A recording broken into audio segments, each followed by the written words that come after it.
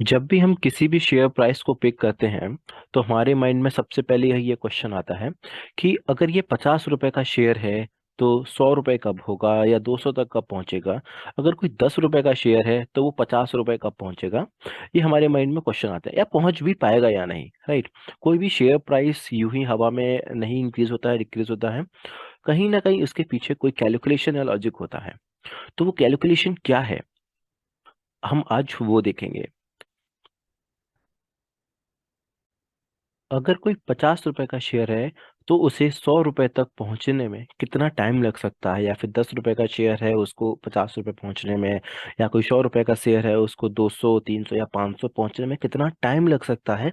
हम इस टाइम को कैलकुलेट करेंगे और इसके बाद हम ये भी फाइंड करेंगे, इस चीज को भी कैलकुलेट करेंगे कि कितनी नेट इनकम होनी चाहिए किसी भी एक कंपनी की उसको अपना टारगेट शेयर प्राइस रीच होने में। अगर कोई 50 रुपए का शेयर है अभी और अगर उसकी एक्स इनकम है, नेट इनकम अभी, तो उस 50 रुपए के शेयर को 100 रुपए तक पहुंचने के लिए ये नेट इनकम एक्स कितनी बढ़नी चाहिए। ओके, शेयर प्राइस को कैलकुलेट होने में दो चीजें चाहिए होती हैं हमें, एक ईपीएस और पीई।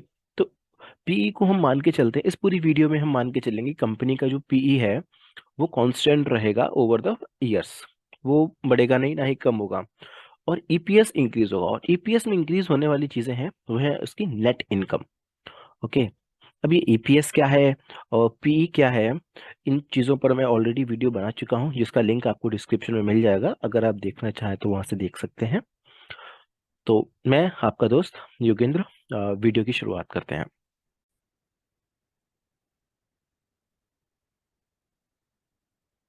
ओके, तो सबसे पहले अभी हम लोग एक डेमो एग्जांपल देखेंगे शेयर प्राइस को फाइंड करने के लिए कि हमारा टारगेट कितने टाइम में उसको अचीव होगा। फिर हम इन्फोसिस का पता करेंगे कि इन्फोसिस को 5,000 तक पहुंचने में कितना टाइम लग सकता है, कितने ईयर्स उसको लग सकते हैं।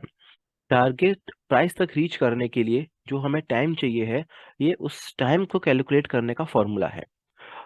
इस CAGR, compounded annual growth rate, ये हमें किसी भी एक पर्टिकुलर कंपनी के लिए CAGR फाइंड करना होगा।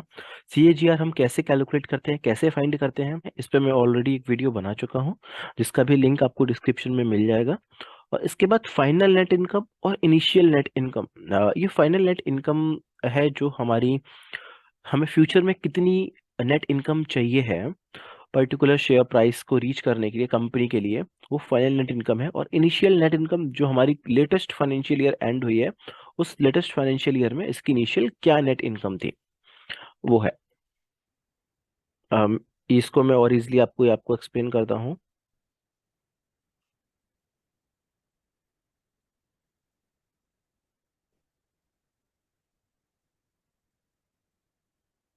ओके, सो लेट्स से एक XYZ कंपनी है, उसका अभी करंट शेयर प्राइस 100 रुपीज है और हमने टारगेट रखा है 200 रुपये कि ये, हाँ, अभी इस कंपनी का शेयर प्राइस 100 रुपीज है और इसको 200 रुपये पहुंचने में कितना टाइम लगेगा हमें ये फाइंड करना है।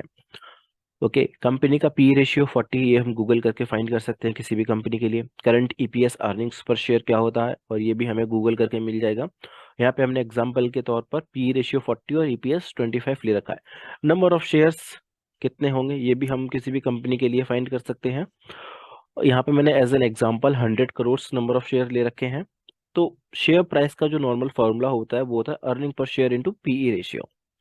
ओके, तो टारगेट शेयर प्राइस हमारा है अभी 200। अभी हमें सबसे पहले जो चीज पता करनी है वो है नेट इनकम।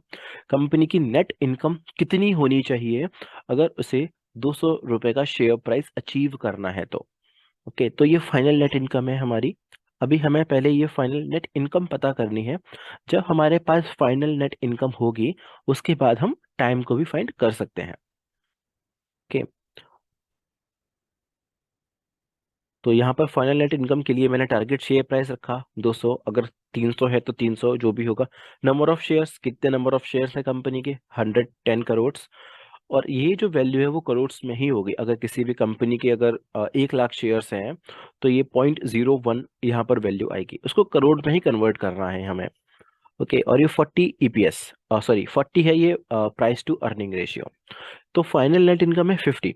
जब ये कंपनी 50 करोड़ का रेवेन्यू जनरेट करेगी, और उस सॉरी रेवेन्यू नहीं, जब ये कंपनी 50 करोड़ की अर्निंग करेगी, जो नेट प्रॉफिट होगा इसका 50 करोड़ का होगा, और इसका पीई रेशियो भी 40 रहता है, तो इसका टारगेट शेयर प्राइस 200 जो है वो इसको अचीव हो जाएगा। और अब हम एज्यूम करके चलते हैं, ओके, हमारे पास अब फाइनल नेट इनकम आ गई है। जैसे इस फॉर्मूले के लिए हमारे पास फाइनल नेट इनकम आ चुकी है, इनिशियल नेट इनकम हमारे पास है, और सीएजीआर हम एज्यूम करके चलते हैं, इस कंपनी का जो सीएजीआर है वो 0.15 है। हम किसी भी कंपनी का सीएजीआर फॉर उसकी अर्निंग के लिए, उसके नेट इनकम के लिए फाइंड कर सकते हैं। सीएजीआर कैसे फाइंड करते हैं उसके लिए आपको वीडियो की डिस्क्रिप्शन में लिंक मिल जाएगा, जिसकी हेल्प से आप सीख सकते हैं सीएजीआर को फाइंड करना।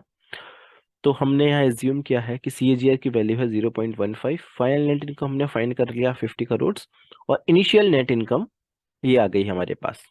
अगर ये चीज़ें आपको थोड़ी सी टिपिकल लग रही होंगी तो कोई इश्यू नहीं है, एक नेक्स्ट एग्जांपल में जहाँ हम इन्फोसिस का एग्जांपल लेंगे वहां पर ये आपको और भी इजी लगेगा, क्योंकि वो सारी रियल वर्ल्ड वैल्यूज होंगी, तो उसको समझने में आपके लिए और इजी होगा। Okay, coming to the point. अब हमें टाइम फाइंड करना है, तो टाइम हो गया ये लॉग 0.15 + 1, जो भी हमारा फॉर्मूला था हमने सारी वैल्यूज इसमें पुट कर दी, और इस लॉग को सॉल्व करने के बाद हमारी एक वैल्यू निकल के आई 4.959। ओके, तो अप्रोक्स 4.9 ईयर्स, या हम कह सकते हैं 5 ईयर्स इसको लगेंगे अपना शेयर प्राइस डबल करने में।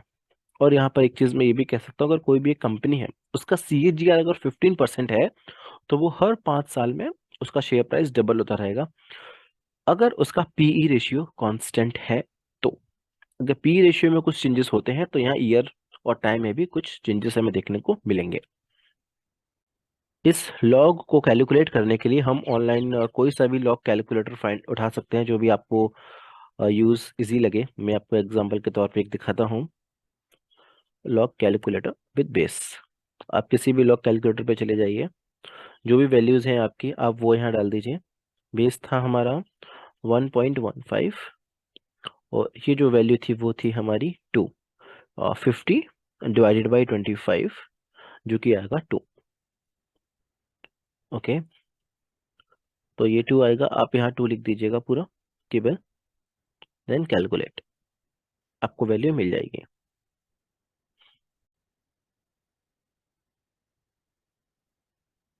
अब हम एग्जांपल 2 देखते हैं इसमें, जिसमें हम ये पता करेंगे कि इन्फोसिस को 5,000 तक पहुंचने में कितना टाइम लग सकता है।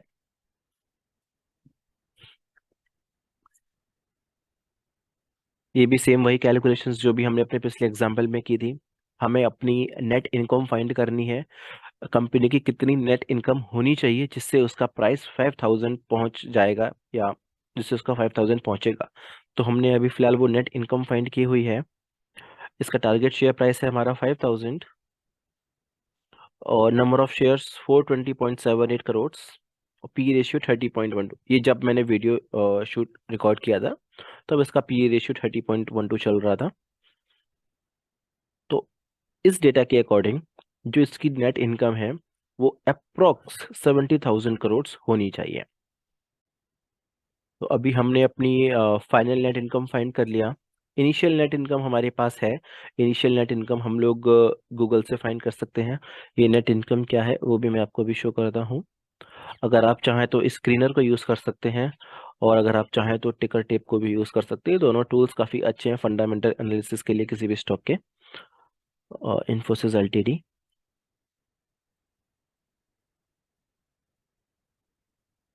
ओके, यहाँ पर आपको जाना है प्रॉफिट एंड लॉस स्टेटमेंट में।